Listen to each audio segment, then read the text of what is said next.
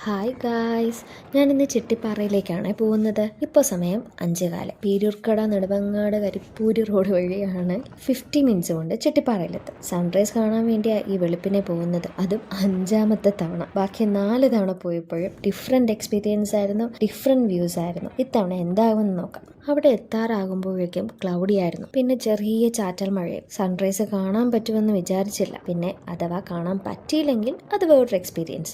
Only positive vibes.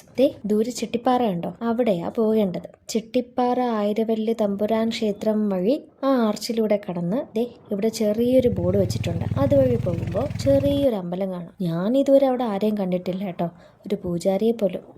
ഇവിടെ നിന്ന് അങ്ങോട്ട് കാറിൽ പോകുന്നത് റിസ്ക്കാണ്. ചെറിയ റോഡാണ്. സാധാരണ കാറിൽ വരുന്നവർ അവിടെ പാർക്ക് ചെയ്തിട്ട് മുകളിലോട്ട് നടന്നു കയറുന്നതാണ് ഞാൻ കണ്ടിട്ടുള്ളത്. ക്ലൗഡ്സ് ഒക്കെ മാറി സൂര്യൻ വരുന്നുണ്ട്. പിന്നെ കുറച്ചു ദൂരം കൂടി മുന്നോട്ട് പോകുമ്പോൾ നമ്മൾ ആയിരവല്ലി ക്ഷേത്രത്തിന്റെ ഫ്രണ്ടിലെത്തും. ഇനി പാർക്കിംഗ് ആണ് റിസ്ക്. ഇവിടെ ഇറക്കം ആയതുകൊണ്ട് തന്നെ പാർക്ക് ചെയ്യാൻ ഇച്ചിരി ബുദ്ധിമുട്ടാണ്. ഈ അമ്പലത്തിന്റെ സൈഡ് വഴിയാണ് ചിട്ടിപ്പാറയിലേക്ക് പോകേണ്ടത്. കഴിഞ്ഞ തവണ വന്നപ്പോൾ ഇത്രയധികം ചെടികളൊന്നും ഇവിടെ ഉണ്ടായിരുന്നില്ല. ഇപ്പോൾ വഴി കാണാൻ പറ്റാതെ അത്രയും വളർന്നു നിൽക്കുവാണ്. പോരാത്തതിന് ആ കറുത്ത വലിയ അട്ടയും. എനിക്ക് ആ സാധനത്തിന് ഇഷ്ടമേ ഇല്ല, വെറുതെ മനുഷ്യനെ പേടിപ്പിക്കാനായിട്ട്. ക്ലൗഡ് ഉണ്ടായിരുന്നത് കൊണ്ട് തന്നെ നല്ല തണുത്ത കാറ്റുണ്ടായിരുന്നു. അയ്യോ, ഇത്ര ഉണ്ടായിരുന്നല്ലേ. ഇതൊക്കെ എന്ത്!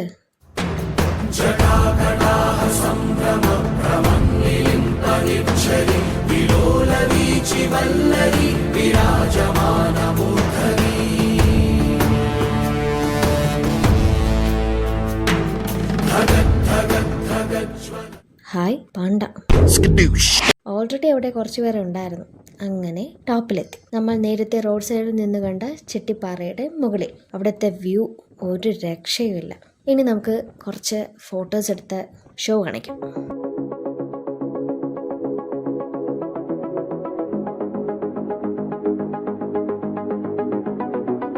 ദൂരെ വെൺമലയിൽ സൂര്യൻ പൊന്നണിയും നേരം കണ്ടുണരാൻ പോര്. കാറ്റിൻ ഗതിയറിയാതോരോ വഴികളിലും പോകാൻ നീയുണ്ടിൽ പോര്. അങ്ങനെ വെയിലിന് ചൂട് കൂടിയപ്പോൾ ഇറങ്ങാൻ തുടങ്ങി. 6:55 ആകുന്നതേ ഉള്ളൂ. പക്ഷെ നല്ല വെയിലായി. ഇനി ഇറങ്ങാനുള്ള ടാസ്ക്കാണ്. ഇത് കണ്ടപ്പോൾ ഞാൻ വിചാരിച്ചു നടക്കുന്നതിനേക്കാളും ഉരുണ്ടു പോയാലോ എന്ന്. പിന്നെ വേണ്ട. വീഡിയോയിൽ കാണുമ്പോൾ തോന്നി ഇതിൽ ഇറങ്ങാൻ എത്ര പാടാണെന്ന്. പക്ഷെ എനിക്കിത് വലിയ ടാസ്ക് തന്നെയായിരുന്നു. പോരാത്തതിന് ആ അട്ടയുണ്ടോയെന്ന് നോക്കണം.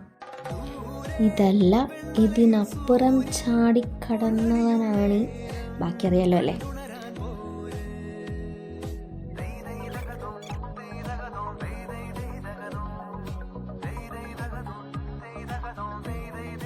ഫൈനലി തിരിച്ച് പാർക്കിംഗ് ഏരിയ. അപ്പോൾ ബായ്, ഇനി അടുത്ത വീഡിയോയിൽ കാണാവേ.